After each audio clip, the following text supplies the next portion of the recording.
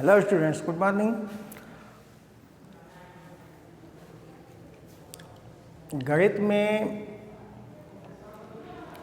अगर देखा जाए तो गणित में हाई स्कूल स्टैंडर्ड पे इस समय के सिलेबस में कुछ खास है नहीं, लेकिन इसी में जो पहले का सिलेबस था उसका कुछ भाग अच्छे से दिया है और ये भाग जो है आपके लिए बड़े उपयोगी होंगे। आगे जब आप फिजिक्स में काम करेंगे या मैथ में भी काम करेंगे, पढ़ेंगे आगे, तो वहाँ पे इन सब भागों का बहुत उपयोग है। इसमें सबसे पहले जो आप हाई स्कूल के स्तर के पहले आप 9th और 8th तक करके आते हैं, सर्वांगसम, कांग्रुएंट, सर्वांगसम। सर्वांगसम शब्द का बहुत व्यापक अर्थ है। सर्वांगसम मतलब सर्व अंग सम, एक ऐसे दो आकृतियाँ जिसके सभी भाग आपस में समान हो, उन आकृतियों को हम लोग कहते हैं सर्वांगसम। जैसे 1 रुपये का सिक्का और दूसरा 1 रुपये का सिक्का अगर एक ही सांचे में ढले हैं तो इनकी त्रिज्या और इनकी थिकनेस, मोटाई, ये दोनों समान होगा और इस प्रकार दोनों में समान पदार्थ का उपयोग किया जाएगा। तो मोटे तौर पे कहा जा सकता है कि 1 रुपये के 2 सिक्के एक ही सांचे में अगर ढले हैं तो दोनों आपस में सर्वांगसम होंगे। तो केवल सिक्के नहीं सर्वांगसम होंगे, हम लोग कोई भी जो आकृति अपने आसपास देखते हैं, 2 गेंदें, एक ही त्रिज्या की 2 गेंदें, या इस तरह की जो भी आकृति हम लोग अपने अगल बगल आसपास देखते हैं, उन आकृतियों को आपस में सर्वांगसम किया जा सकता है, देखा जा सकता है कि उनमें सर्वांगसमता है या नहीं है। सर्वांगसमता एक भाग है, सर्वांगसमता एक भाग है। और सर्वांगसमता भाग किसका है? तो सर्वांगसमता भाग है समरूप का।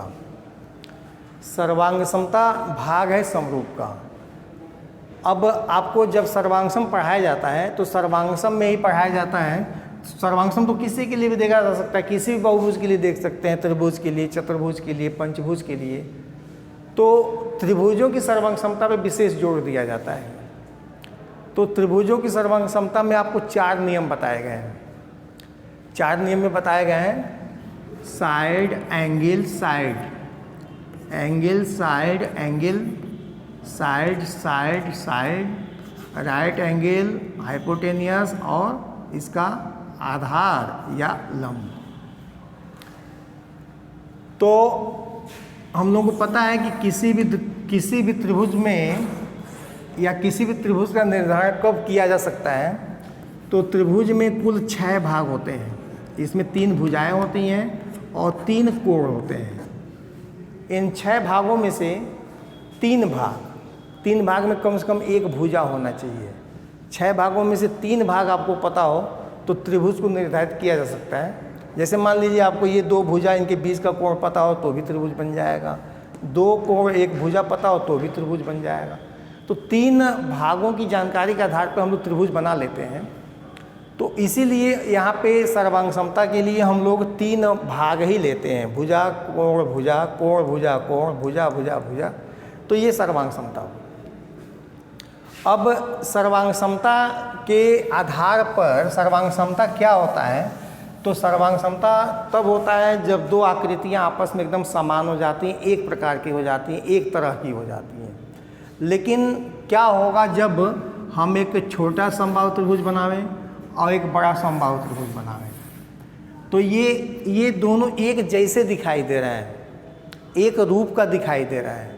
और जब 2 आकृतियाँ एक रूप का दिखाई देती हैं तो ऐसी आकृति को हम लोग कहते हैं समरूप।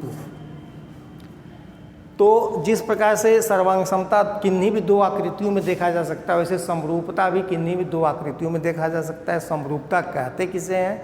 तो किन्हीं भी दो आकृतियों को समरूप कहा जा सकता है जब उनके आकृतियाँ जो है एक रूप की हों, एक समान हो, एक जैसी हों। जैसे एक बहुत बड़ी गेंद, एक छोटी गेंद, एक बड़ा आदमी, एक छोटा बालक, 1 रुपये का सिक्का तो 50 पैसे का सिक्का या 10 रुपये का सिक्का, ये सब समरूप आकृतियों के अंतर्गत जो है इसका हम लोग गणित में अध्ययन करते हैं। और समरूपता जैसे सर्वांग समता भी सर्वांग समता किन्हीं भी 2 आकृतियों के लिए देखा जा सकता है, चाहे वह बहुभुज हो सकते हैं, गोला हो सकता है, वृत्त हो सकता है, डिस्क हो सकता है। उसी तरह से समरूपता भी हम लोग किसी भी 2 आकृति में देख सकते हैं। एक बड़ी गेंद एक छोटी गेंद ये आपस में समरूप होंगे, चतुर्भुज भी समरूप हो सकते हैं।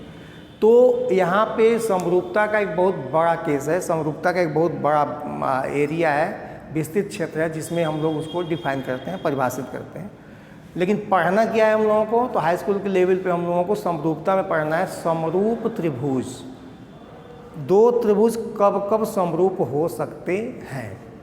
तो त्रिभुज के समरूप के लिए या त्रिभुजों को समरूप होने के लिए आवश्यक है कि त्रिभुज की संगत कोण, त्रिभुज के जो संगत कोण हैं, जैसे मान लीजिए हम लोग के पास ये 2 त्रिभुज हैं और इन 2 त्रिभुजों में यदि ऐसे हम लिखें कि त्रिभुज ABC और त्रिभुज PQR में यदि क्या हो, तो पहला हो कोण A बराबर कोण P, संगत कोण बराबर हो, मतलब कोण B बराबर कोण Q और कोण C बराबर कोण, ये तीनों कोण बराबर हो।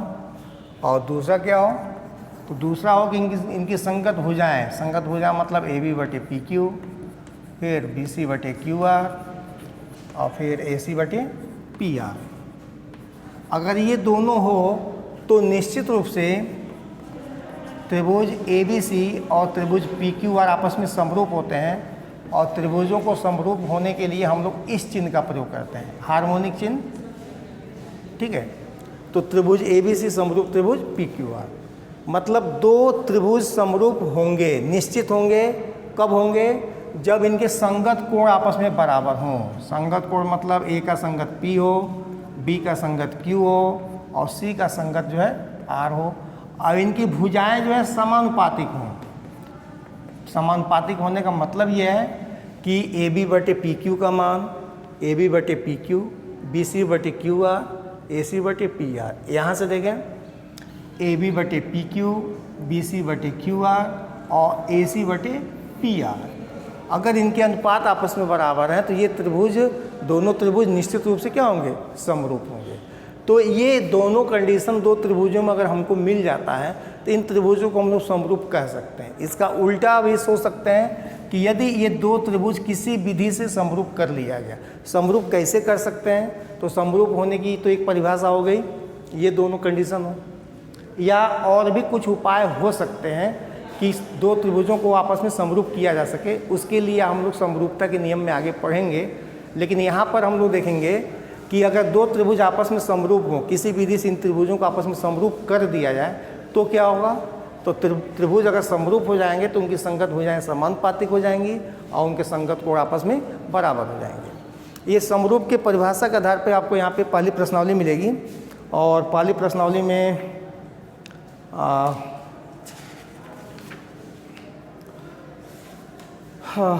किधर गया एक्सरसाइज 6.1 NCERT बुक से एक्सरसाइज है 6.1 और उसमें बहुत छोटी सी एक्सरसाइज है, मज़ेदार एक्सरसाइज है, केवल आप देखेंगे नहीं कि वो हल हो जाएगा।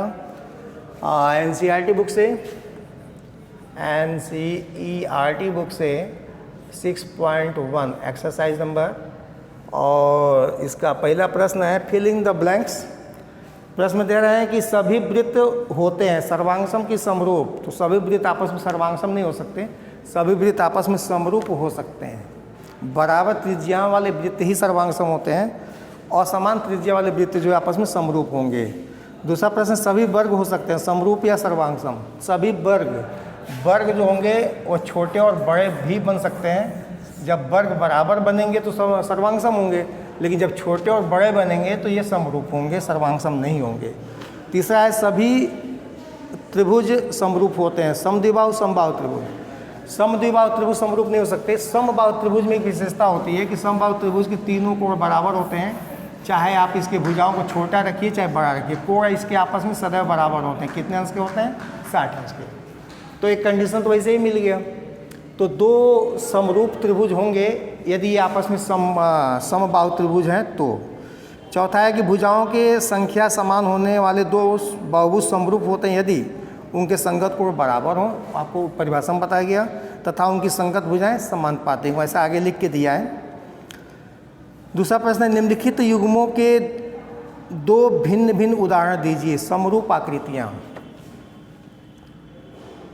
समरूप आकृतियाँ, समरूप आकृति का उदाहरण यही है, दो वर्ग हैं, समबाहु दो त्रिभुज हैं। असमरूप आकृतियाँ, असमरूप आकृति में क्या करिए, एक त्रिभुज ले लीजिए, एक चतुर्भुज ले लीजिए, नहीं समरूप है, कुछ भी कर लीजिए, समरूप आपस में नहीं हो सकते। तो ऐसे दो उदाहरण देना है। और तीसरे में है कि बताइए कि निम्नलिखित चतुर्भुज में समरूप है कि नहीं। इसमें एक समचतुर्भुज बना हुआ है, एक वर्ग बना हुआ है। समचतुर्भुज मतलब इस तरह से बना हुआ है और एक वर्ग बना हुआ है। वर्ग इसलिए हम कह रहे हैं कि यहाँ पे दिया हुआ है भुजा का मान और इसकी लंबाई भी दिया हुआ प्रत्येक का 3 सेंटीमीटर। अगर नाम लिख दें तो ABCD, और यहाँ पे नाम लिख दें तो PQRS, और यहाँ पे भुजाएं जो है 1.5 ही दिया हुआ है। तो ये आपस में समरूप नहीं हो सकते। क्यों नहीं हो सकते? क्योंकि समरूप में अभी हम लोग जो कंडीशन पढ़े उसमें ये पढ़े हैं कि दोनों बहुभुजों की संगत कोण बराबर होने चाहिए, और यहाँ पे संगत कोण आपस में बराबर नहीं हैं।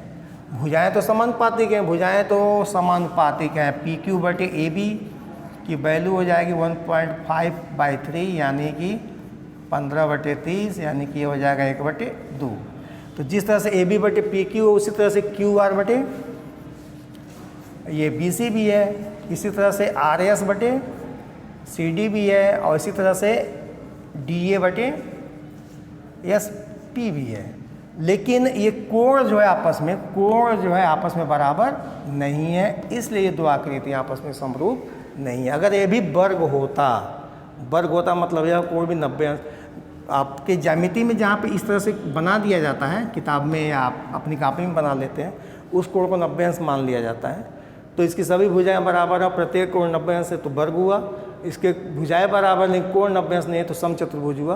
तो समचतुर्भुज और वर्ग आपस में समरूप नहीं हो सकते। इसके बाद हम लोग ज्यामिति में जो पढ़ने वाले हैं वह आगे के गणित की पढ़ाई के लिए बहुत ही इम्पॉर्टेंट है, और उसका अध्ययन किए बिना आप गणित में कुछ भी नहीं कर पाओगे, क्योंकि आगे गणित में अंकगणित बहुत कम या समाप्त हो जाता है, बच जाता है बीजगणित और रेखागणित। तो आगे के अध्ययन के लिए रेखागणित की और बीजगणित की जानकारी होना परम आवश्यक है। उसमें रेखागणित और मतलब ऑलमोस्ट इम्पॉर्टेंट है। तो रेखागणित ज्योमेट्री का अध्ययन जो है अब यहाँ से त्रिभुज से शुरू होगा, और इसमें हम आज इंट्रोडक्शन दिए हैं सिर्फ सिमिलर ट्रायंगल्स का। कल से हम इसमें अगले वीडियो से हम लोग इसमें बहुत अच्छे अच्छे प्रमेयों का अध्ययन करेंगे। बहुत मज़ेदार पाठ जाने वाला है, आप इस पर ध्यान दीजिए और पढ़ाई में रुचि बनाए रखिए। Okay, thank you.